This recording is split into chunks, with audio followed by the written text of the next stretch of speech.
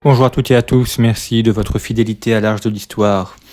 Nous allons cette semaine nous rendre au Moyen-Âge, entre le XIe et le XIIe siècle, pour évoquer la vie d'une personne assez incroyable, car elle a profondément marqué, bouleversé non seulement son époque, mais aussi les siècles qui l'ont suivi.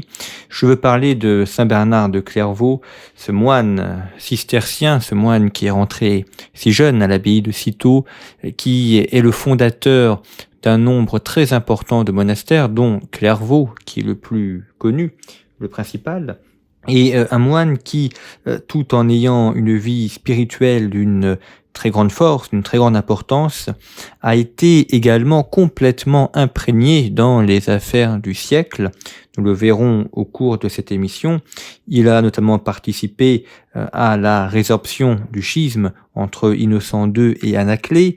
Il a réfléchi à la notion de guerre sainte et à l'utilité des croisades, notamment en dialoguant avec l'ordre du Temple et aussi en prêchant la croisade lorsque c'est à Vézelay. C'est quelqu'un qui est écouté des rois, qui est écouté des princes, qui est également le conseiller des papes et qui, tout en menant une vie d'une grande austérité, une vie de prière fortement marquée, a largement contribué à imprégner également la vie politique de son temps.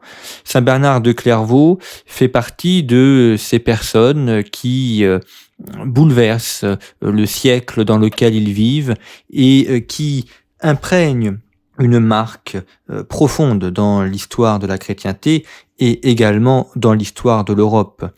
Il est, avec d'autres personnes comme saint Augustin, comme saint Thomas d'Aquin, des gens qui ont largement façonné l'Europe, l'époque médiévale et aussi le monde chrétien, à tel point d'ailleurs que certains auteurs considèrent saint Bernard de Clairvaux comme le dernier père de l'Église.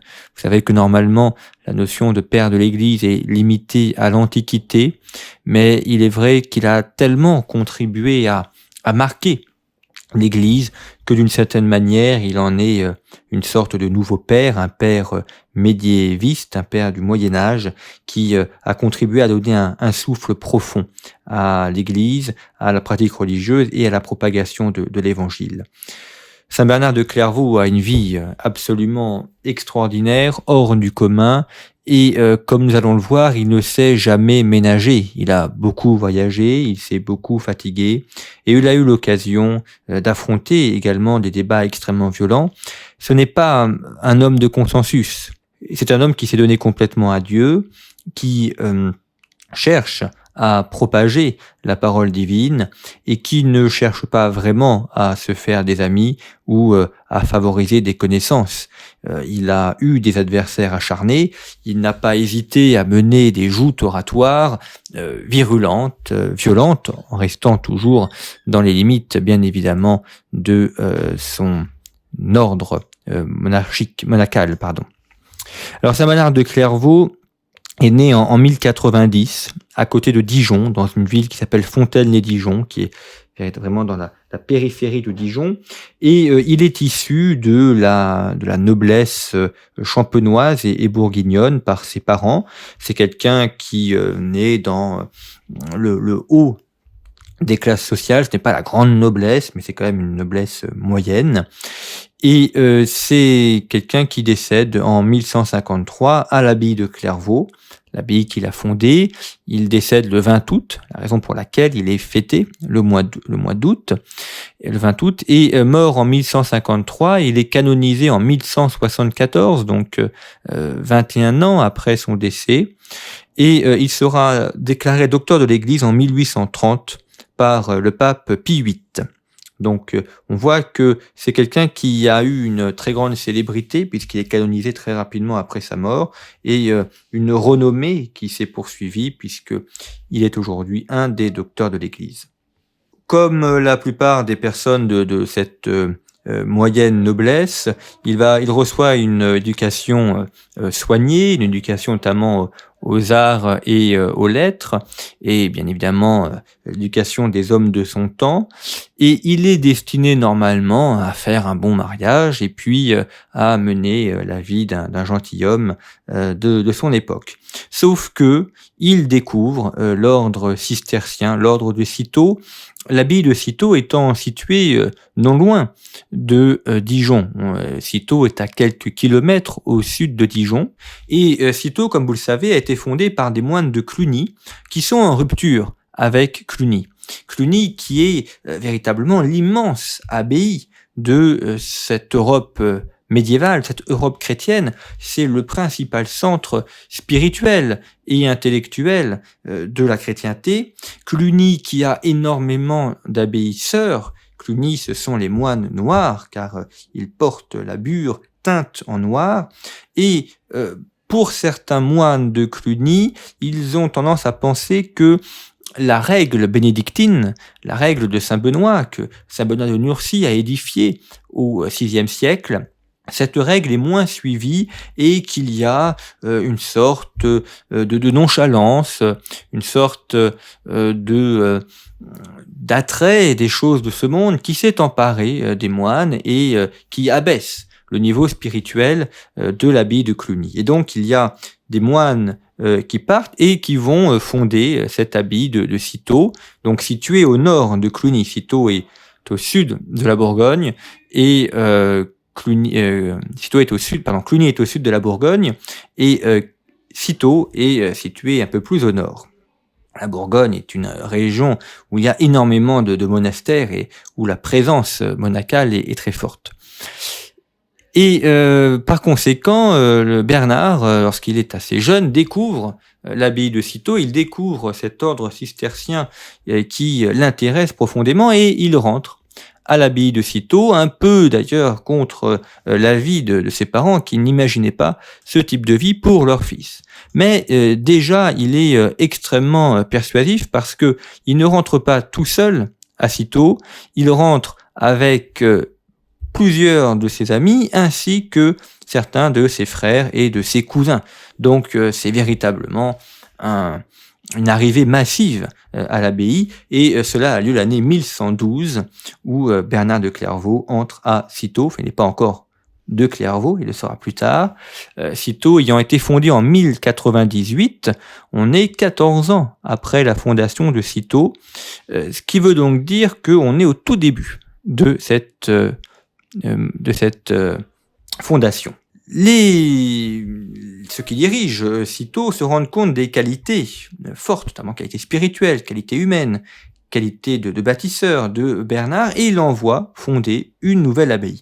C'est un petit peu la règle, aussi bien à Cluny qu'à Cîteaux, que lorsqu'on a atteint un certain nombre de moines présents dans l'abbaye, eh bien, ces moines sont envoyés à l'extérieur pour fonder une nouvelle abbaye. Il y a un projet véritablement apostolique qui vise à étendre au maximum la présence des abbayes, aussi bien en France qu'en Europe.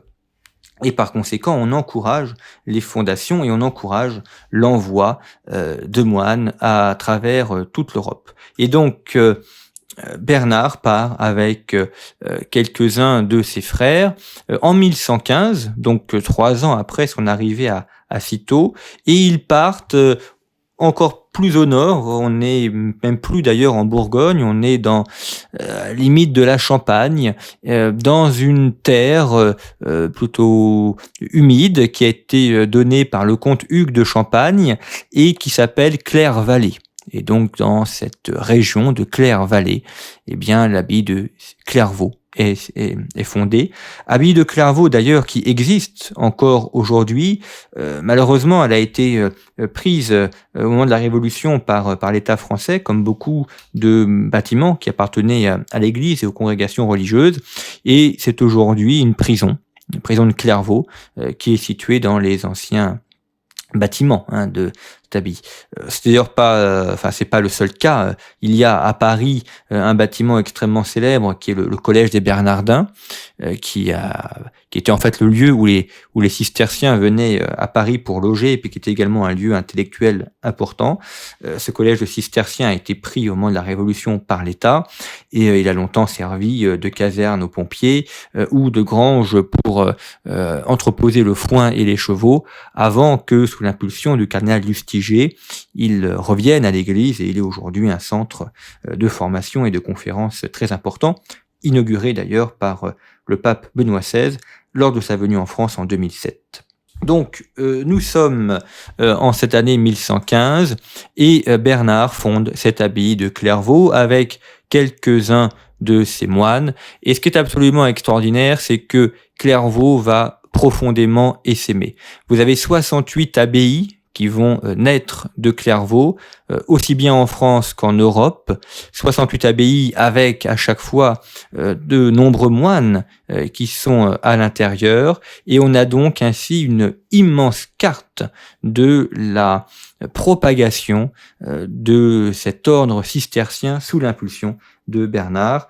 Bernard n'est pas le fondateur premier de l'ordre cistercien, mais il est véritablement celui qui lui donne un coup d'accélérateur, qui lui donne une densité, qui donne également une structure spirituelle et intellectuelle. Il va en être l'élément principal. C'est grâce à lui que les cisterciens essaiment à travers toute l'Europe.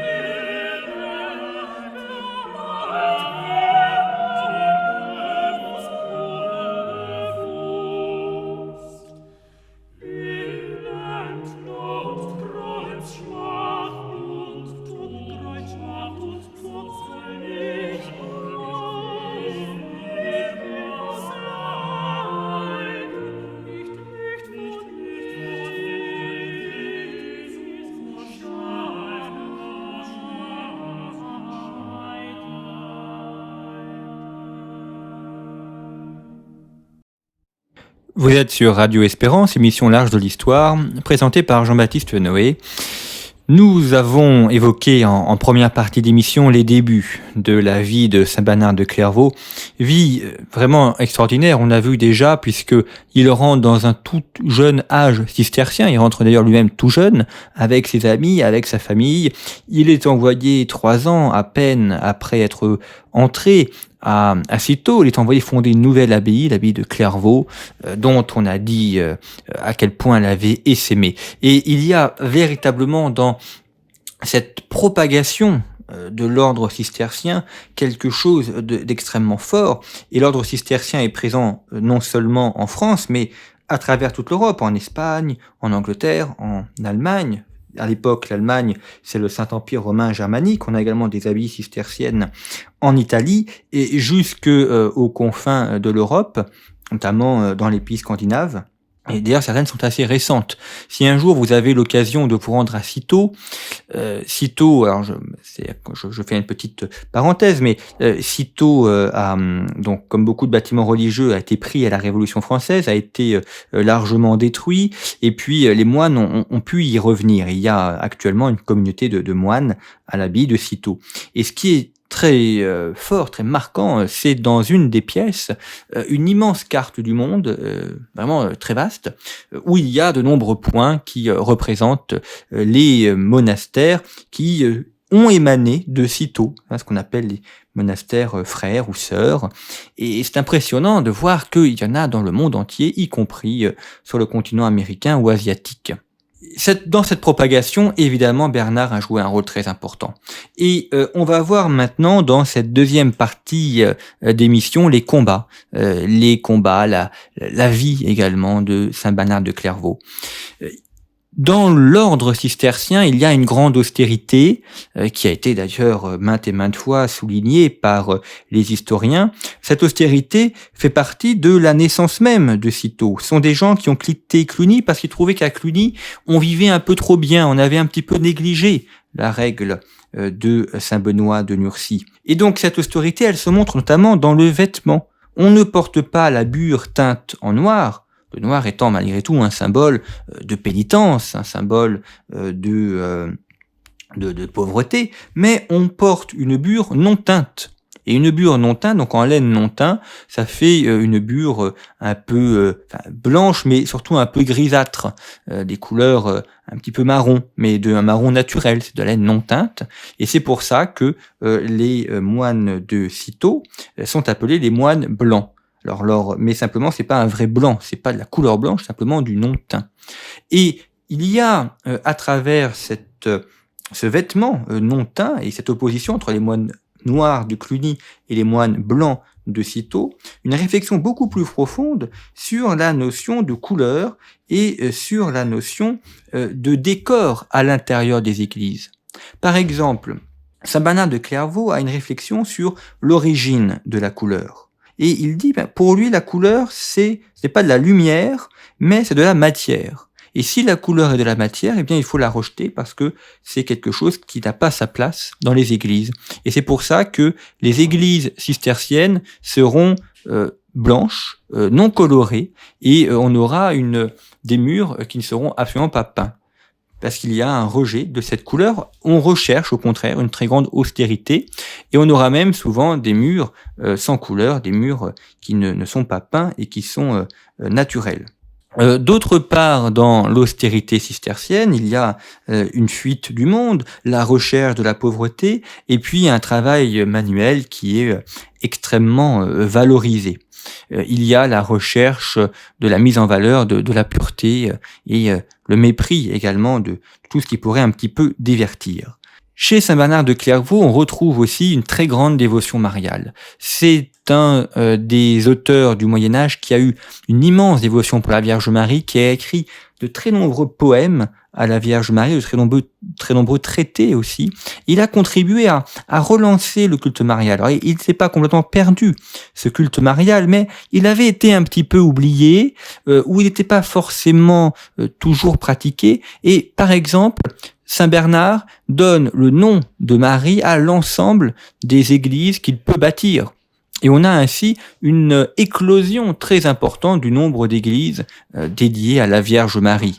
Et à tel point qu'il y a une pieuse légende qui a été bâtie autour de Saint Bernard, où on l'appelle la lactation de Bernard, c'est-à-dire que on a dit que Saint Bernard aurait bu le lait de la Vierge Marie. Il y a certains tableaux qui le représentent en train de téter la Vierge Marie, pour montrer sa dévotion très profonde et cette contribution à la diffusion du culte marial en Occident. Autre élément très fort de Bernard de Clairvaux, ça a été la manière dont il a participé à la vie de l'Église. C'est quelqu'un qui a défendu la papauté avec un très grand zèle et qui l'a défendu notamment contre les puissances temporelles, mais aussi contre les divisions internes. Et il y a une division terrible qui frappe la papauté, qui se passe au tout début du XIIe siècle, en 1129, où la papauté connaît un schisme. Elle connaît un schisme parce que, je dis 1129, pardon, c'est 1130, parce que le pape Honorius II décède en 1130 et il y a un autre pape qui est élu, qui prend le nom d'Innocent II, sauf que des adversaires de ce pape élisent un autre cardinal, pape, qui va prendre le nom d'Anaclée II. Et on a donc ici un schisme qui divise l'Église, le schisme entre Innocent II et Anaclée II.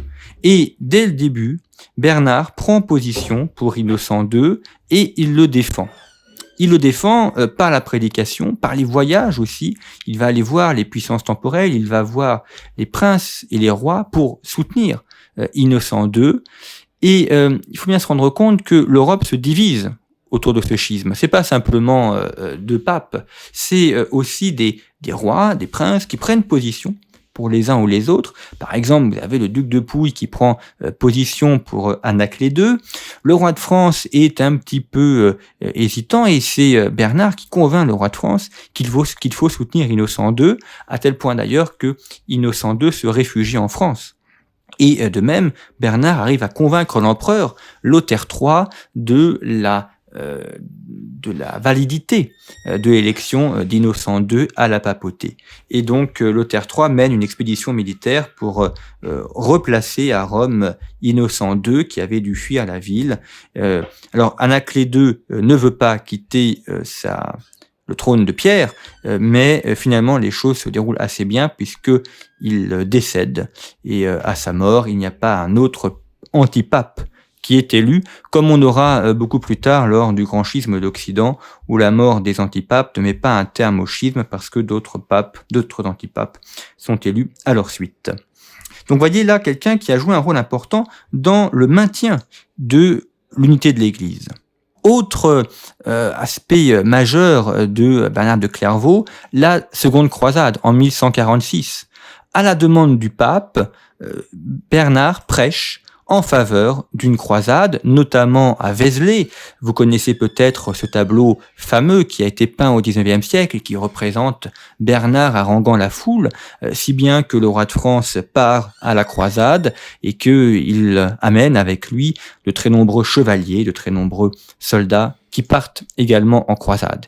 Et lorsqu'on va à Vézelay aujourd'hui, en descendant de Vézelay vers le ruisseau, on peut voir l'endroit où Bernard a prêché la croisade. Il y a une croix en bois qui a été installée.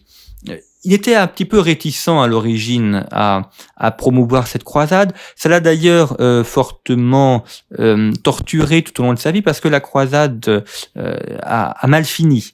Il y a eu beaucoup de pertes, beaucoup de morts. Bon, Louis VII a pu revenir en France, mais il porte ça un petit peu tout au long de sa vie et il aura des regrets de l'avoir fait, des remords, en se demandant si il a vraiment eu raison de prêcher la croisade, mais comme c'est une demande du pape, comme c'est la volonté de Rome, eh bien, il s'y livre. Et d'ailleurs, Bernard va amener à réfléchir sur la notion de guerre sainte, sur la notion de la justification de la guerre et sur les conditions dans lesquelles on peut pratiquer ce type de combat. Il y réfléchit d'ailleurs à un deuxième moment qui est la reconnaissance de l'ordre du Temple, les Templiers. Il se trouve qu'un des oncles de Bernard de Clairvaux est un des fondateurs de l'ordre du Temple. Et Bernard joue un grand rôle pour faire accepter la règle des Templiers. Et il écrit d'ailleurs une lettre à ce qu'il appelle la nouvelle milice du Christ, où il enjoint les Templiers à être d'abord des moines et ensuite des soldats, et à être surtout de très bons moines. Et la question qui est posée par les Templiers, c'est de savoir si un moine peut donner la mort. Normalement, un moine ne tue pas. Ce sont les soldats qui portent les armes. Et Bernard fait une distinction, alors que certains jugeront peut-être un peu oiseuse, mais la distinction entre le malicide et l'homicide. Il explique que ce que l'on tue, quand on tue une personne, ce n'est pas la personne, mais c'est le mal qu'il y a en elle. Donc on ne commet pas un homicide, mais un malicide. Et c'est comme ça qu'il va pouvoir justifier le fait que des moines soldats, puissent porter des armes et puissent combattre, et qu'il puisse également y avoir une guerre juste, une guerre sainte. Bon, argument qui pourra être réfuté par certains théologiens qui le trouvent quelque peu spécieux. Mais là aussi, on voit un engagement de Bernard dans la vie de la cité et dans la lutte de son temps. Deuxième engagement de Bernard, c'est la lutte contre Abélard. Alors avec Abélard, il y a là un débat qui est assez profond, assez marqué, et qui est d'une grande importance parce que Abélard représente un courant intellectuel et philosophique qui est celui des villes. C'est ce que Benoît XVI, dans une très belle catéchèse qu'il avait consacrée à Abélard et à Saint Bernard, avait appelé la théologie universitaire et la théologie monacale. Abélard est le représentant de cette théologie universitaire, cette théologie des villes, qui essaye d'appliquer la raison pour comprendre Dieu, d'utiliser le logos. Bernard est lui le représentant de la théologie la théologie des monastères, qui cherche d'abord à connaître Dieu, non pas par la raison, mais par le cœur, par la prière.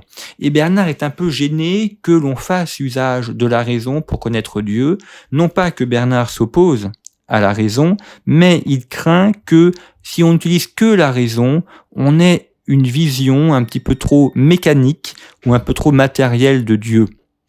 Et donc il y a un débat assez important entre les deux, entre Bernard et Abélard. Bon, en plus, Abélard a commis une infidélité puisque il a vécu avec une de ses élèves, ce qui évidemment est un peu contraire à son état. Mais toujours est-il que Bernard amène à la condamnation d'Abélard, qu'Abélard d'ailleurs reconnaît cette condamnation, il reconnaît qu'il a eu tort et que il fait amende honorable et il revient ensuite dans le giron de l'Église. Enfin, dernier combat matériel, mondain de Bernard, enfin mondain au sens où il est présent dans le monde, c'est la question de la lutte contre le catharisme.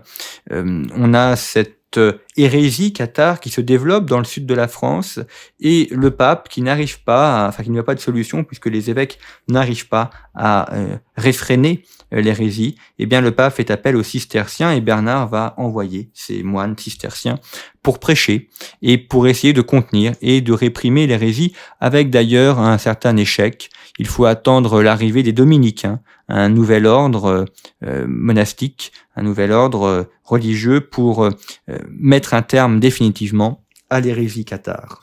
Une vie donc extrêmement riche, et Bernard s'éteint en 1153 dans son abbaye de Clairvaux. Après avoir donné toute sa vie à Dieu, après avoir largement combattu pour l'Église, pour le pape, pour la foi, et il a véritablement marqué, profondément marqué son époque, son siècle, et l'Europe également. Bernard de Clairvaux demeure un de nos grands saints, un de nos grands intellectuels, et même si ces sermons sont parfois un peu compliqués à lire, en tout cas, ils évoquent des thèmes qui nous parlent moins, ce sont quand même des sermons, une réflexion théologique qui continue d'irriguer la spiritualité et le christianisme.